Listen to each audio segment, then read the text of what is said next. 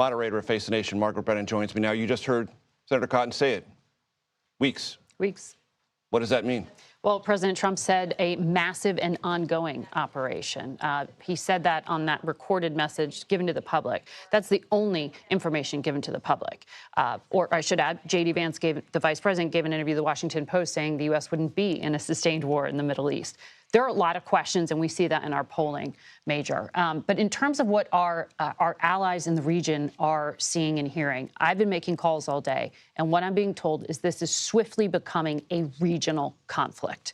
This was a decision made by the U.S. and Israel to bomb Iran, and it was against the wishes of all of those allies who are now getting hit with drones and with missiles. All those Arab partners said, do not do this. We really prefer diplomacy. They didn't want to be part of this fight, and now they are. And you are getting those signals from Saudi Arabia and the United Arab Emirates that they will have to retaliate. Iran targeted civilian areas. So does that change their calculus? Now that they're in on this, now they are joining in a somewhat collaborative way with the United States and Israel because they now have to. Well, there's a defensive action, there's retaliation, right? But then there are very significant questions, the questions you and I have. Look, there are 40,000 U.S. military personnel throughout the Middle East. These countries that are now getting targeted are getting targeted because they host Americans there. But Iran chose not just to target bases, but to also hit civilian areas. Some of those missiles were intercepted because of that strong defense presence we have, but it is provoking and drawing in and broadening the regional conflict. That doesn't necessarily mean these countries want to do more than defend and be vocal about it, though. One of the things that I'm hearing a lot of questions about are that call President Trump made in that recorded statement at the end, where he called on the Iranian people to rise up. And the questions I'm getting are, with what weapons and with what ground force? Because at this point, all we know about is that this is an aerial-only campaign. How do the people who the president says were just slaughtered en masse within days, 32,000 of them, suddenly have the ability to topple the regime without weapons to do so, right? So there are questions about that. A lot of skepticism and a lot of history here, Major, about that idea of regime change. That is deeply uncomfortable in this region. In a region where, admittedly, a lot of these governments aren't democratic themselves. And so when they hear regime change, they haven't been given intelligence, they haven't been given briefings, and instead they are seeing a war of choice on the part of Israel and the United States. I know Senator Cotton says, oh, we had to do it.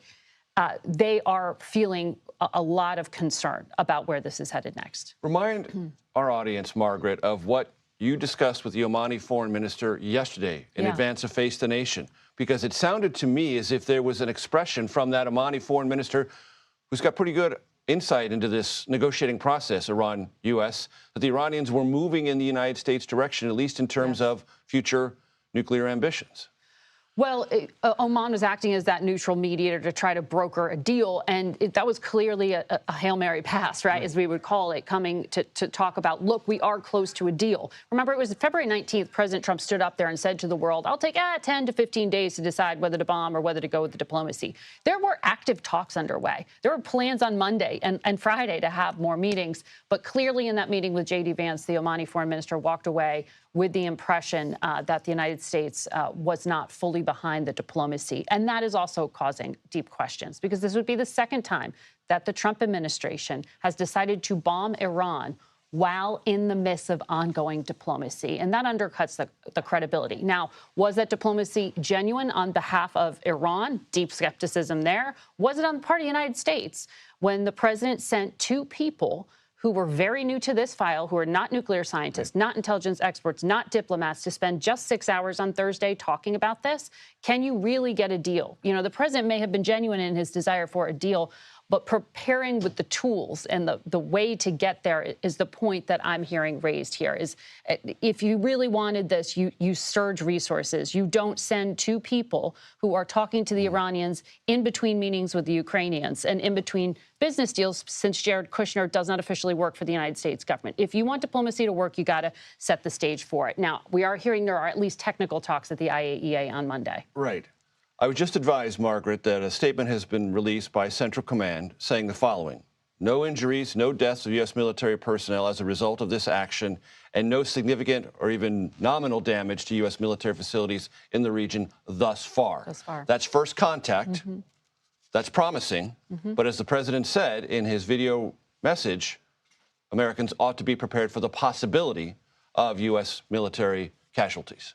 You know, Major, that particular line was breathtaking to me from President Trump: prepare for casualties. If this is an aerial-only war, what does that mean? Which casualties? Are there special forces that are going to be on the ground? Are they going to, or are they anticipating that our naval ships are going to be targeted? Which is what I was trying to get at with Senator Cotton. Of course, he couldn't answer, but there's something there that the president's trying to alert us to. Exactly.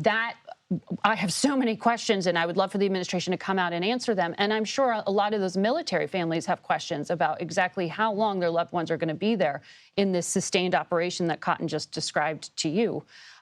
But there are so many questions here, and that is where, as the American president, if he feels that there was this imminent threat, describe the why. What was the imminent threat? Tom Cotton said to you, the senator who chairs the Intelligence Committee, so he is briefed, that there were immediate threats related to ballistic missiles. Well, for the public, what the public can do, and they can Google it themselves, is pull up the Defense Intelligence Assessment that says that Iran couldn't hit the United States for another 9 years with a missile, which is true. If he knows something the public doesn't, maybe they should read us in on that. You know, that's where we're going to see some real, I think, questioning in the next few days, perhaps in the next 24 hours. But right now, it's not being shared with our allies or with Congress, and not with the United Nations. And right now, it is full on without bringing any of those parties along, which means for President Trump, this is a massive gamble. And God help us. Let's hope there are no casualties. Let's hope the CENTCOM can keep issuing statements like that. Margaret Brennan, brilliant stuff as always.